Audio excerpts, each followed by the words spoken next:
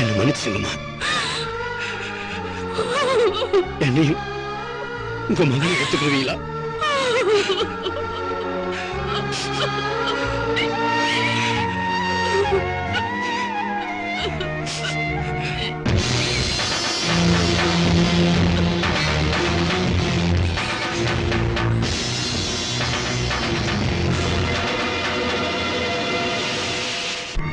பாவிகளா, உங்களை நம்பி போட்டு கொடுத்தேனடா சாப்பாடு.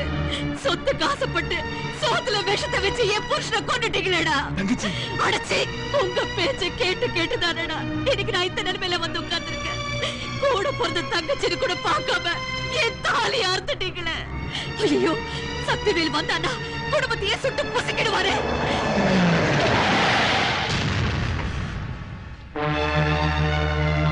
சொத்து சொகை இல்லைனாலும் பூவும் போட்டு நினைக்கணும்னு ஆசைப்படுவாங்க பொம்பளைங்க. கடைசி வரைக்கும் சுமங்கலியாவே இருந்து சாகணும்னு சாமி கிட்ட வேண்டிக்குவாங்க.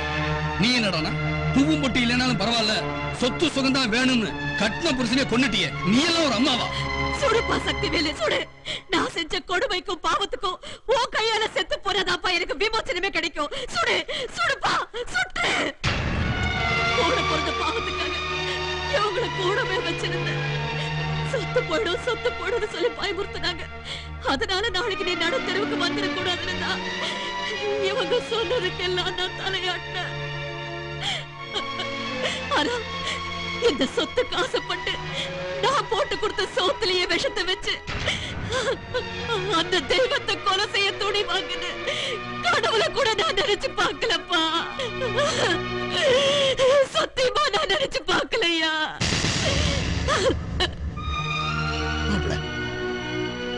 நாங்க பொய் சொல்லியிருக்கோம், திருடி இருக்கோம். ஆனா சோத்துல விஷம் வச்சு கொள்ற அளவுக்கு நாங்க ஈன பிறவி இல்ல மாப்ள, ஈன பிறவி இல்ல. சுடுங்க, எங்களை சுடுங்க. ஆனா உண்மையான கொலைகாரன் யாருன்னு தெரியாம நாங்க செத்து போயிடும். முதல்ல கொலைகாரனை கண்டுபிடிங்க மாப்ள. சோத்தை எடுத்துட்டு போய் கொடுத்ததுதான் எங்களுக்கு தெரியும். வேணாலும் அத்தையை கேளுங்க மாப்ள.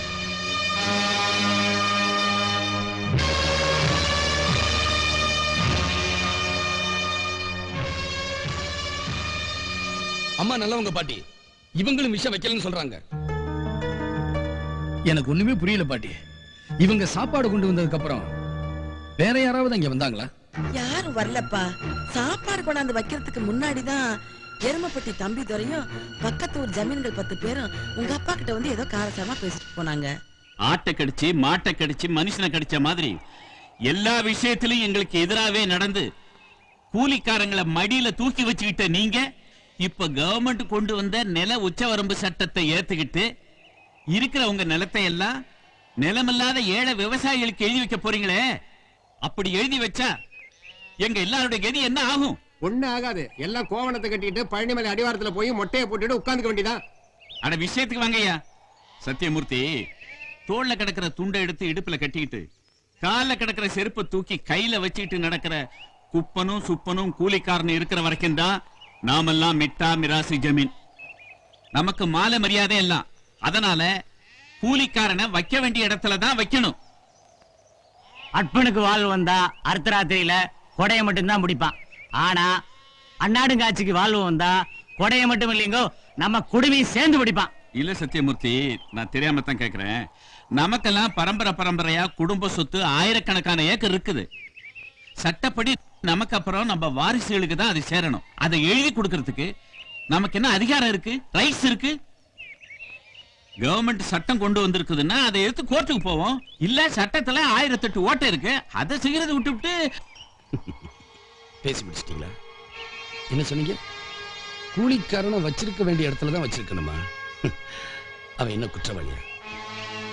நாம திங்கிற சோத்துல இருந்து போடுற துணிமணி வரைக்கும் நாம உபயோகப்படுத்துற அத்தனை பொருளுமே கூலிக்காரன் கைப்படாம உருவாகிறது இல்ல. அதுக்கெல்லாம் அவன் வேணும். ஆனா அவன் மட்டும் நமக்கு வேண்டாம். நல்ல பாலிசி. என்ன சொன்னீங்க? பரம்பரை சொத்தா? எனக்கு 20,000 ஏக்கர், இவருக்கு 15,000 ஏக்கர், இவருக்கு 12,000 ஏக்கர், அவருக்கு 7,000 ஏக்கர், அவருக்கு எல்லாருக்குமே இருக்கு. இந்த நிலமெல்லாம் யாரு யாருக்கு பட்டா போட்டு கொடுத்தது? இன்னைக்கு சந்திரனுக்கும் செவ்வாய் கிரகத்துக்கும் ராக்கெட் அனுப்பிக்கிட்டு இருக்காங்களே, எதுக்காக? அங்க காத்து இருக்குதா, தண்ணி இருக்குதா, மனுஷன் உயிரோட வாழ முடியுமான்னு பாக்குறதுக்காக. இப்படித்தான் நாம வாழ்ந்துகிட்டு இருக்கிற பூமியும் ஒரு காலத்துல இருந்தது. எல்லாமே எல்லாருக்குமே பொதுவா இருந்துச்சு. அன்னைக்கு ஜாதி இல்ல, மதம் இல்ல, மொழி இல்ல, நாடு இல்ல, எல்லை இல்ல, பாண்டுபத்திரம் இல்ல, ரிஜிஸ்டர் ஆபீஸும் இல்ல. மிருகமா இருந்த மனுஷன் படிப்படியா வளர்ந்தான். வலுவுள்ளவன் நிலத்தை வளைச்சு போட்டுக்கிட்டான். வலுவில்லாதவன் அவங்கிட்ட கை கட்டி நின்னா அடிமையா. அன்னைக்கு அடிமையா கைய கட்டினவன் தான் இன்னைக்கு தொழிலாளியாவும், பாட்டாளியாவும், விவசாயாவும், கூலிக்காரனாவும், டிரைவராகவும், கிளர்க்காவும் இன்னமும் நம்ம கிட்ட கைய கட்டி நின்னுகிட்டு இருக்கான். ஒரு காலத்துல எல்லாருக்கும் பொதுவா இருந்த நிலத்தை இன்னைக்கு அவங்களுக்கும் பிரிச்சு எழுதி வைக்கிறதுக்கு எனக்கு ஒரு சந்தர்ப்பம் கிடைச்சிருக்கு. அதைத்தான் நான் இன்னைக்கு செய்யறேன். சத்தியமூர்த்தி, கதர் சட்டை போட்டுட்டு கம்யூனிசம் பேசுறீங்களா? நான் பேசுறது சயின்ஸ், தத்துவம், உண்மை. அதுக்கு நீங்க என்ன பேர் வச்சுக்கிட்டாலும் அதை பத்தி எனக்கு கவலை இல்லை. கண்டதும் கையெடுத்து கும்பிடுறவன்லாம் இனி கை நீட்டி பேச போறான்.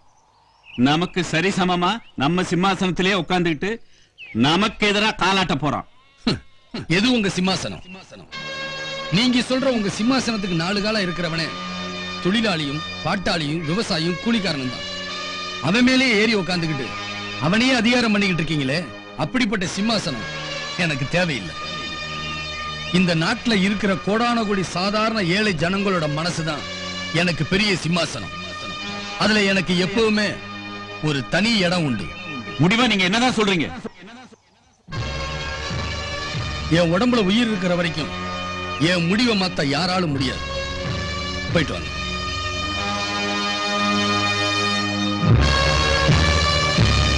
ஆமா மாப்பிள்ள, நாங்க தோட்டத்துக்கு சாப்பாடு எடுத்துட்டு போகும்போது ஒத்த பாலத்துல தம்பி தோறக்கார ஏத்தாப்புல வந்துச்சு. அங்கதான் எங்க வண்டி மாட்டிக்கிச்சு. கார் எடுக்கிறதா வண்டி எடுக்கிறதான்னு அரை மணி நேரமா எங்களுக்குள்ள தகராறே நடந்துச்சு. அண்ணன் தம்பி 2 பேருக்கு உண்மை தெரிஞ்சிடுச்சு. அது ஆபத்து கறிக்குறி. அவங்க நேரம் இங்கதான் வருவாங்க. வழியிலேயே அவங்களை வெட்டி எரிங்கடா.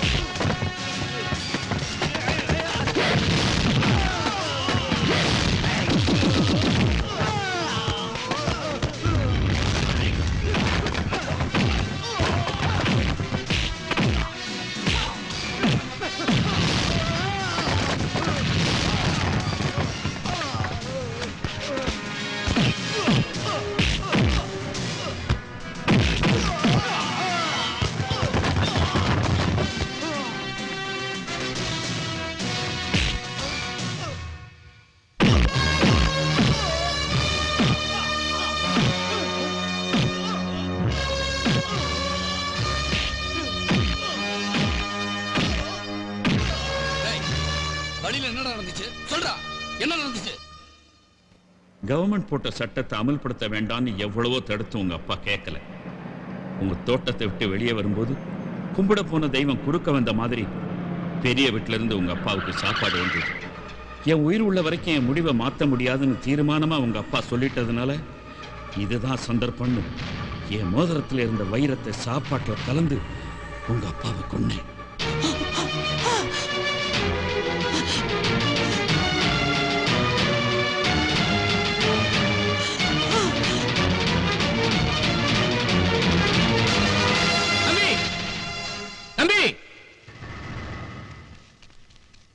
தம்பி, எங்களுக்கு எல்லாம் நடத்த பிடிச்சு எழுத போன எங்க தெய்வத்தை கொண்ட கொலைகார பாவிய எங்கிட்ட விட்டுருங்க தம்பி. நீங்க நல்லா இருந்தா நாங்க நல்லா இருப்போம். நீங்க ஏன் அந்த பாவியை வெட்டிட்டு ஜெயிலுக்கு போகணும்? நீங்க வாழ வேண்டியவங்க. நீங்க அண்ணன் தம்பி 2 பேரும் எப்போ ஒண்ணு சேருங்களோன்னு இந்த ஊரே தவம் கிடந்துச்சு. இப்போ அந்த ஆசை நிறைவேறிடுச்சு. தம்பி, அந்த அயோக்கியனை எங்க கிட்ட ஒப்படைங்க, இல்ல சட்டத்துக்கிட்ட ஒப்படைங்க.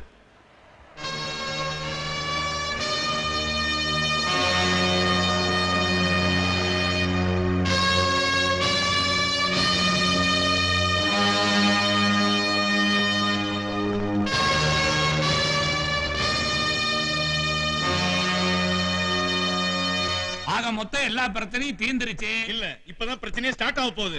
தங்கராஜ் கல்யாணம் மேட்ரு என்ன தங்கராஜ் கல்யாண மேட்ரு? ஏன் பொண்ணு தானே கட்டிக்க போறேன். ஏன் என் பொண்ணு கல்யாணம் பண்ணிக்க மாட்டானா? நான் தானே மூத்தவன். என்னடா அது வம்பா போச்சு? எப்பா தங்கராசு, நீ யார கட்டிக்க போற? டேய் ஒன்னதான் யார கட்டிக்க போற? சக்திவேலு என்னப்பா? டேய் பாட்டி கேக்குறாங்கல்ல சொல்றா. பாட்டி, நான் யாருக்கிட்டையும் அப்படி பழகல. பெரியவங்க நீங்க என்ன சொன்னாலும் சரிதான். அப்படியா?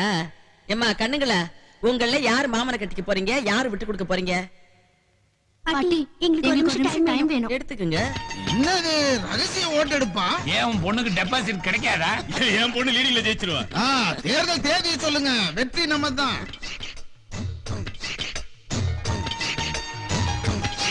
அப்படி என்ன தீட இங்க பாக்குற? அங்க பாடுற. என்னம்மா முடிவு பண்ணிட்டீங்களா? முடிவு பண்ணிட்டோம். நாங்க 2 பேருமே சேர்ந்து மாமனை கட்டிக்கிறோம். ஐயோ ஐயோ பாட்டி